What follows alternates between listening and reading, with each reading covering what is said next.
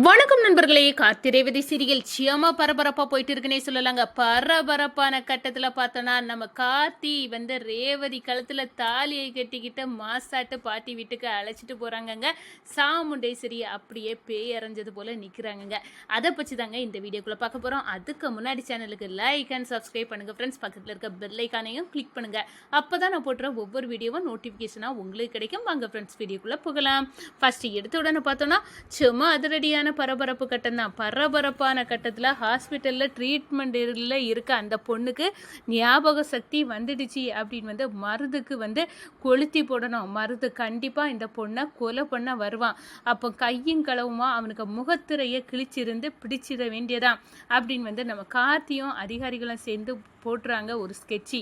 அந்த ஸ்கெட்சில் விழுந்துறாங்க நம்ம மருது அப்படின்னே சொல்லலாம். இந்த சைடு நம்ம பார்த்தோம்னா மண்டபத்தில் காயத்ரி தேவி வராங்க. இந்த கல்யாணத்தை நிப்பாட்ட கார்த்திக்கு உதவி செய்ய வராங்க. இந்த சாமுண்டேஸ்வரி இந்த பொண்ணை அடாவடி தனம் பண்ணி இந்த கல்யாணத்துக்கு சம்மதிக்க வச்சுருக்காங்க. ஆனால் உண்மையாட்டே கல்யாண பொண்ணுக்கு இந்த கல்யாணத்தில் சம்மதம் இல்லை அப்படின்னு அந்த லேடி குரல் கொடுக்குறாங்க நம்ம ரேவதிக்காக. ஆனால் நம்ம சாமுண்டேஸ்வரி ஒரு முறைக்கிறாங்க ரேவதியை பார்த்து.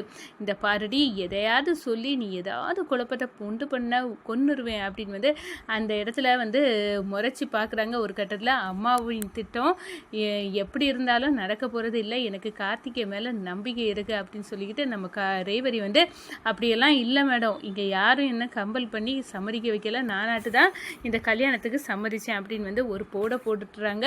ஒரு கட்டத்தில் இது பொய்யான தகவல் அப்படின்னு வந்தவங்க திசை திருப்பி போயிடறாங்கன்னு சொல்லலாம். இந்த சைடை பார்த்தோன்னா அக்கா வந்தவங்கள ஓட விட்டாச்சு, இனி எப்படியும் ரேவதி காலத்தில் மருது தாலி கட்டிடுவான், இன்னையோடி அந்த ராஜசேதுபதி குடும்பத்துக்கும் உனக்கும் இல்லை உறவை அறுத்து தூர எறிஞ்சிட்டு போயிட்டே இருக்கலாம், இனிமேல் நம்ம ரேவதிக்கு வாழ்க்கையில் அவைய வரவே முடியாது அப்படின்னு அழகாக நம்ம சந்திரா கொம்புச்சி விட்டு நம்ம சாமுண்டேஸ்வரி அதுக்கேற்றாப்புல ஆடுறாங்க அப்படின்னு சொல்லலாம். இந்த சைடு பார்த்தோன்னா நம்ம கார்த்தி விரிச்ச அந்த பொரியில் விழுந்து அந்த பொண்ணுக்கு ஞாபகம் வந்துட்டுனா நம்ம கொலை பண்ணிடணும், இல்லாட்டா அவளே போதும் நம்மளை அரெஸ்ட் பண்ணதுக்குள்ளே ஃபுல் எவிடன்ஸாக அவள் மாறிடுவா அப்படின்னு மருது அறக்க பறக்க ஓடுறாங்க. முகமுடியை போட்டு அந்த பொண்ணை கொல்லதுக்கு போக நேரம் இந்த சைடு தயாராக செட்டப்பாக பண்ணி வச்சுறாங்க நம்ம கார்த்தி.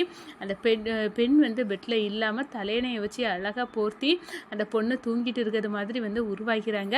ஆனால் உண்மையாட்டே அந்த பெண்ணு அதில் இல்லை. இது தெரியாமல் நம்ம மருது ஒரு வேலையை பார்த்தாங்க பாருங்க, கத்தியை வச்சு பெட்டில் குத்துன்னு குத்துறாங்க. அந்த நேரத்தில் தான் மடக்கி பிடிக்கிறாங்க அதிகாரிகளும்.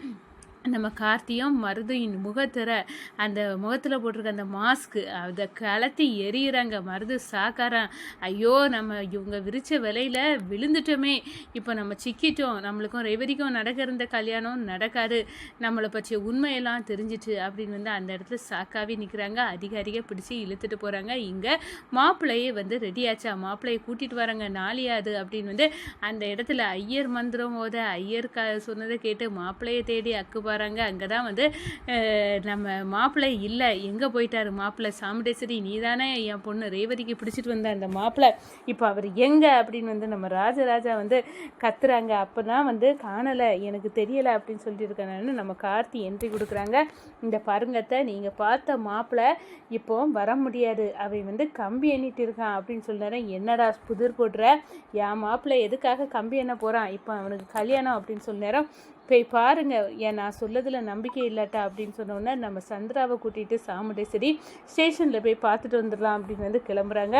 இந்த சைடு நம்ம பார்த்தோன்னா கரெக்டாட்டு நம்ம கார்த்தியை பார்த்து, மாப்பிள்ளை நீங்கள் எதுக்காக பார்த்துட்டு இருக்கீங்க, நீங்கள் தான் மாப்பிள்ளை, தயாராகி வாங்க அப்படின்னு பட்டு வேட்டி பட்டு சட்டையோட நம்ம கார்த்தி ரேவதி கரம் பிடிக்கிறாங்க. அதாங்க அவங்க கழுத்தில் தாலியை கட்டிடுறாங்க. ஒட்டுமொத்த குடும்பமாக சந்தோஷமாக இருக்குது. இந்த சைடு பார்த்தோன்னா நம்ம ஸ்டேஷனுக்கு போன சாமுண்டேஸ்வரி மருதுவை பார்த்து, ஏன் இப்படி உங்களை பிடிச்சு கொண்டு வச்சுருக்கீங்க அப்படின்னு சொன்னார். அதிகாரியே சரியான விளக்கத்தை கொடுக்குறாங்க. நீங்கள் இவனுக்கு அடைக்கலம் கொடுத்த குற்றத்துக்கு உங்களையும் அரெஸ்ட் பண்ணணும், அந்த தூரம் இவ்வளோ ஒரு கிரிமினல், இவன் பெண்களை ஆபாசமாக வீடியோவில் நெட்டில் எடுத்து போட்டு பரப்பக்கூடிய அந்த கும்பல் தலைவன் ரெட்டு இவன் தான் அப்படின்னு அந்த இடத்துல சொல்ல நேரம் அப்படியே அரண்டு போகிறாங்க. அடடா, இப்படிப்பட்ட கேடு கெட்டவனை ஏன்னா மாப்பிள்ளைன்னு நினச்சி என் பொண்ணை ஒரு பாலும் கிணத்துல நான் என் கையால் தள்ளிவிட பார்த்தனே, இப்போ எனக்கு புத்தி வந்துச்சு அப்படின்னு வந்து புத்தி கெட்ட சாமுண்டேஸ்வரி அப்படியே தலைப்பாட அடிச்சுக்கிடாங்கன்னு சொல்லலாம். இந்த சைடு பார்த்தோன்னா, அடடா இவன் எல்லாம் வந்து குளறுபடி ஆவிச்சு, இவனுக்கு கதை ரேவதி காலத்தில் தாலி யாருன்னு புறவெல்லாம் இந்த சாமுண்டேஸ்வரிக்கு தெரிஞ்சிருக்கணும். இப்படி ஒரு கேடு கெட்டவன் ரேவதி காலத்தில் தாலி கெட்டுட்டானே, அவன் ஒவ்வொரு நாளிலும் வாழ்நாளில் நொந்து நொந்து சாவணும்னு பார்த்தா அதுக்கு முன்னாடியே எல்லாமே தெரிஞ்சு முடிஞ்சிட்டே அப்படின்னு வந்து அந்த இடத்துல வந்து சந்திராவுக்கும் கடுமையான கோபத்தோட மண்டபத்துக்கு வந்து பார்க்குறாங்க. நம்ம சாமுண்டேஸ்வரிக்கு காலில் விழுந்து நம்ம கார்த்தியும் ரேவதியும் ஆசீர்வாதம் வாங்குறாங்க. என்னக்கா நம்ம போன சமயம் பார்த்து இவனை மாப்பிள்ளை ஆக்கிட்டீங்களே அப்படின்னு வந்து கோபத்தில் நம்ம சாமுண்டேஸ்வரி, இது எப்படி நீ பார்த்த மாப்பிள்ளையே தான் சாமுண்டேஸ்வரி, அதிகாரிக பிடிச்சிட்டு போயிட்டாங்களா, அதுபோல் என் பொண்ணு மணமேடை வர வந்துட்டு கல்யாணம் ஆகாமல் சும்மா இருக்கிறா, லெட்டரில் போட்டபடி என் தங்கச்சி பையன் வந்து இப்போ என் பொண்ணு கழுத்தில் தாலி கட்டிட்டான் அப்படின்னு வந்து சொல்லு நேரம் சாமுண்டேஸ்வரிக்கு நம்ம திட்டம் எல்லாம் வந்து எல்லாமே கடந்து போச்சு, முறிஞ்சு போச்சு, இப்போ என்ன பண்ண அப்படின்னு வந்து மண்டையை பிச்சுக்கிட்டு இருக்காங்க. இந்த சைடு பார்த்தோன்னா, அம்மா இனிமேல் வந்து நான் பாட்டி வீட்டில் தான் வாழ போகிறேன், அதுதான் நான் என் மாமியார் வீட்டுக்கு போகக்கூடிய நேரம் வந்துடுச்சு அப்படின்னு வந்து நம்ம பாட்டி வீட்டை தேடி பாட்டி தாத்தா கிட்ட ஆசீர்வாதம் வாங்க நம்ம கார்த்தி ரேவதி கிளம்பிட்டாங்க.